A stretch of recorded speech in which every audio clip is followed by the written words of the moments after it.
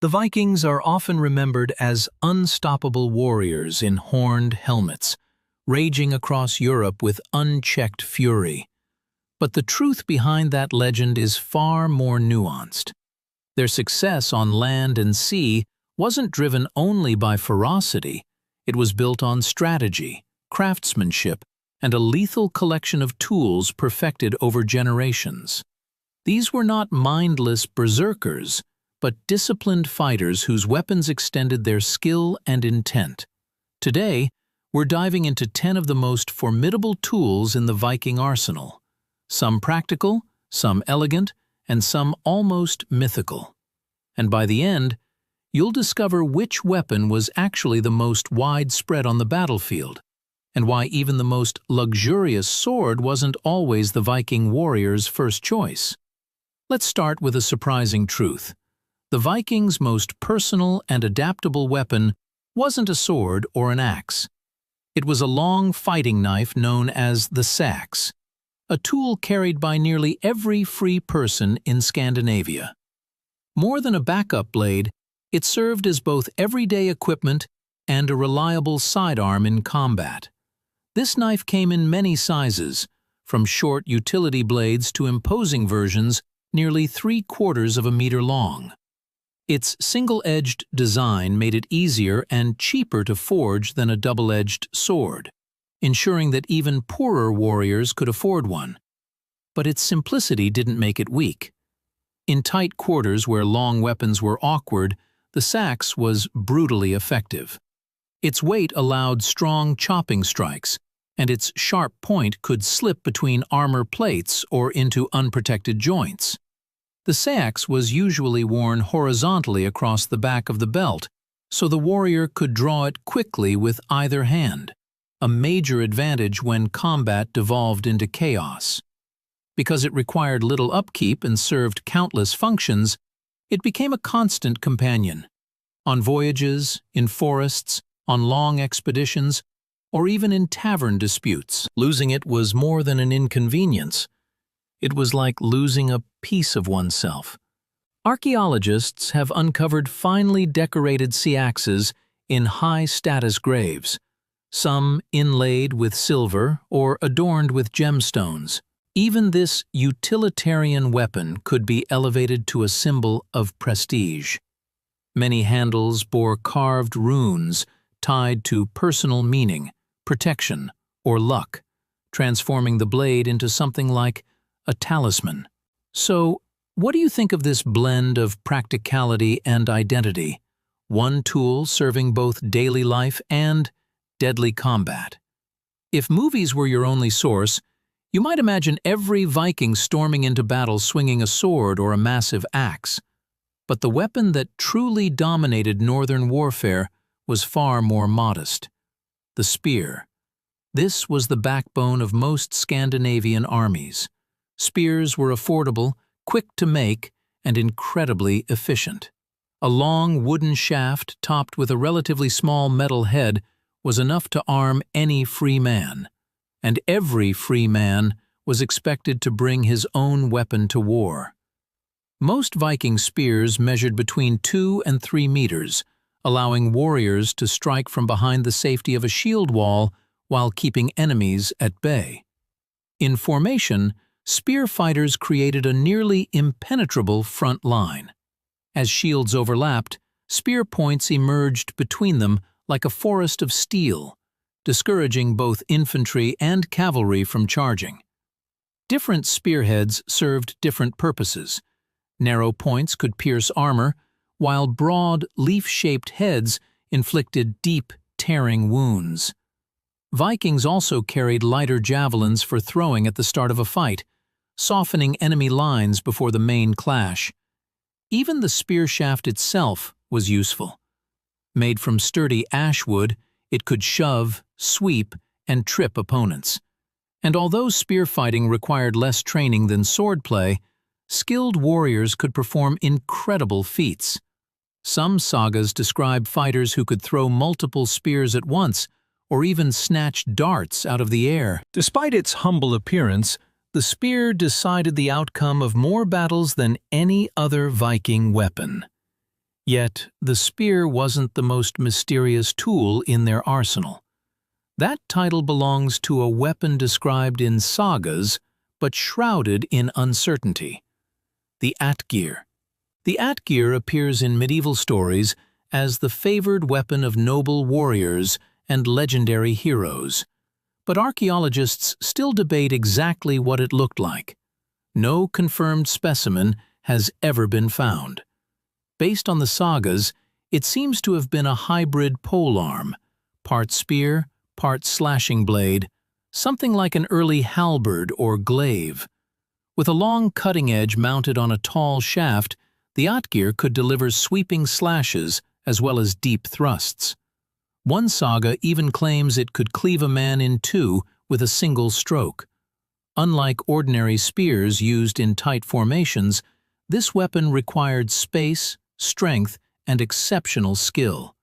It was likely carried only by elite fighters or wealthy chieftains, and many accounts mention them as named heirlooms passed between generations. Its rarity and the mystery surrounding its design have inspired endless theories. Some scholars think Atgeir may have been a general term for exotic foreign polearms. Others believe very few were made and even fewer survived.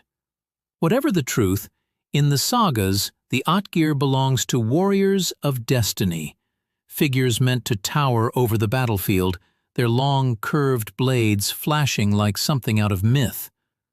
The Atgeir embodies the legendary side of Viking warfare, half history, half heroic imagination, and remains one of the great enigmas of their martial culture. When most people picture Viking combat, they imagine furious warriors locked in close quarters fighting. But that image overlooks a powerful tool the Norse used long before clashing shields: the bow. Although not as iconic as the axe or sword, archery played a crucial role in raids, naval battles, sieges, and hunts. Viking bows were usually crafted from a single piece of strong wood, such as yew or ash. These longbows often stretched close to 2 meters and required considerable strength to draw. In skilled hands, they could send an arrow accurately over impressive distances, sometimes approaching 200 meters. Arrowheads varied according to purpose. Wide cutting points were meant for unarmored targets. Narrow, hardened tips were designed to punch through mail or helmets. This versatility made archers valuable in almost every phase of warfare. On the open sea, volleys of arrows were often exchanged before ships even touched. A well-placed shot could disable a helmsman or officer, dramatically shifting the momentum of a boarding encounter. During sieges, archers attempted to suppress defenders on ramparts, deny them clear lines of fire, or rain down burning arrows wrapped in resin-soaked fibers to ignite wooden structures. On land, archers typically opened the battle. A storm of arrows could shatter an enemy's formation, wound key fighters, and create gaps for infantry to exploit. Even though Vikings didn't deploy archers in enormous numbers, like some later medieval armies, nearly every free man had at least basic experience with a bow thanks to its use in hunting. Survival in the harsh north demanded accuracy and patience, and those skills carried naturally onto the battlefield. Still, the bow never achieved the same prestige as hand-to-hand weapons. In the sagas, heroes rarely win glory from afar. They earn it face-to-face with blade and shield. Yet archaeological finds show that even high-ranking leaders sometimes chose to be buried with beautifully crafted bows and full quivers, proof that archery held real respect where it mattered most, in practice, not legend. But if the bow was efficient, another weapon became the visual emblem of the Vikings themselves: the axe. The everyday axe, originally a tool for wood cutting, evolved into one of the most widespread and adaptable weapons in the North. Unlike swords, which were expensive to make, axes were available to almost everyone. With a lighter, thinner head than a carpenter's tool and a long wooden shaft for leverage, a battle axe could deliver lightning-fast strikes or devastating chops. One popular variation was the so-called bearded axe, with a blade that extended downward like a hooked beard. This design allowed warriors not only to chop, but also to catch and yank an opponent's shield aside, creating an opening for a deadly follow-up blow. A well-aimed axe strike could crush helmets, split shields, or tear through mail. And the axe wasn't limited to broad swings. Fighters could jab with the butt end or deliver quick punches with the lower portion of the handle. Mastery required timing, control, and fluid movement. Wielding an axe effectively was closer to performing a violent dance than simply hacking away. Despite their simplicity, Viking axes were often beautifully decorated. Blades might be inlaid with copper or silver, etched with intricate patterns, or inscribed with runes. Over time, the axe became the signature icon of the Viking warrior, a symbol of adaptability, raw strength, and the ability to transform an everyday object into a lethal instrument. But there was one axe that dwarfed all others in both size and reputation, a weapon feared across medieval Europe. Among all Viking weapons, none inspired as much awe or terror as the Dane Axe. Standing as tall as some men, this massive two-handed weapon became the signature tool of the most elite Norse warriors. The Dane axe featured a long, flexible wooden haft and a relatively thin, crescent-shaped blade. While the head looked delicate compared to its size, this was intentional. A lighter blade allowed the wielder to generate tremendous speed, turning the axe into a devastating cutting machine. When swung with full force, it could cleave through shields, sever limbs, or split helmets, feats recorded in several medieval chronicles.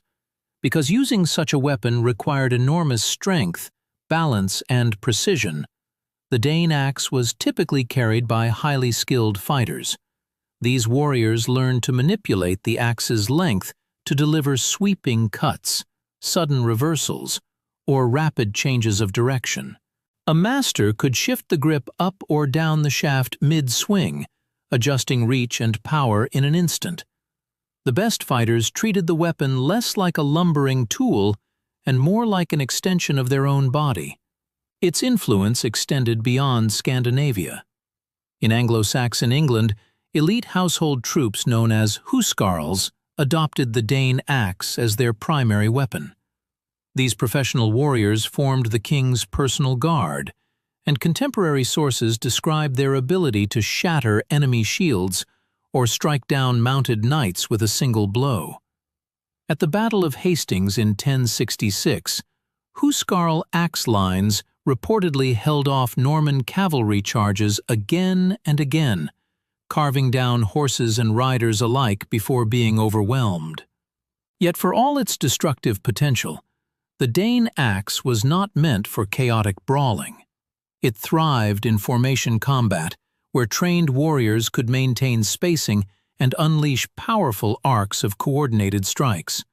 When several axemen fought side by side, their sweeping blows created a deadly wall that was extremely difficult to breach. But if the Dane axe was the weapon of elite specialists, another tool sat at the core of nearly every Viking warrior's identity, a piece of equipment essential for both attack and defense, shaping the entire style of Norse combat. If one object defined Viking combat more than any other, it was the shield. Far from being just a defensive tool, the round wooden shield shaped how Vikings fought, how they survived, and even how they moved together in battle. Most Viking shields measured around 90 centimeters across. Built from layered wooden planks, often fir, spruce, or pine, the shields were intentionally lightweight. A central metal boss protected the hand, while leather coverings and rawhide edges helped absorb blows and prevent the wood from splitting. But what truly set Viking shields apart was how they were used. Rather than simply blocking attacks, skilled warriors treated their shields as active weapons. They could punch with the rim, shove to off-balance an enemy, or hook and control an opponent's limbs or weapons. This aggressive style made combat incredibly dynamic. A fighter didn't just defend, he created openings with the shield and finished them with the axe, spear, or sword. In group combat, shields became even more important. Vikings often fought in variations of the shield wall, a formation used across northern Europe. Warriors stood shoulder to shoulder, overlapping their shields to create a continuous barrier. Behind this wooden wall, fighters could thrust spears, trade places with wounded comrades, or push forward in unison. A well-disciplined shield wall was hard to break. Opponents who charged it often found themselves caught in a brutal pushing match, where stamina and unity mattered as much as strength. And while Hollywood often portrays shield walls as static formations, the real advantage of the Viking version was its flexibility. Warriors could open small gaps to lure enemies in, shift the line to exploit terrain, or tighten ranks to withstand heavy pressure. The shield was so central to Norse identity that it even influenced language. To go to the shield meant to go to war. Shield-bearer was a term of respect, and in many sagas, a warrior's courage is praised not just by his weapon, but by how he held the line. Still, even behind a shield wall, the fluid chaos of battle demanded a weapon that was personal, reliable, and deadly in close quarters, one that symbolized honor as much as violence. That weapon was the sword. Among all Viking weapons, the sword held a special place, not because it was the most practical tool of war, but because it was the most prestigious. A sword was a symbol of status, wealth, and lineage. Owning one meant you were someone of standing. Passing one down meant your descendants inherited not just steel, but honor.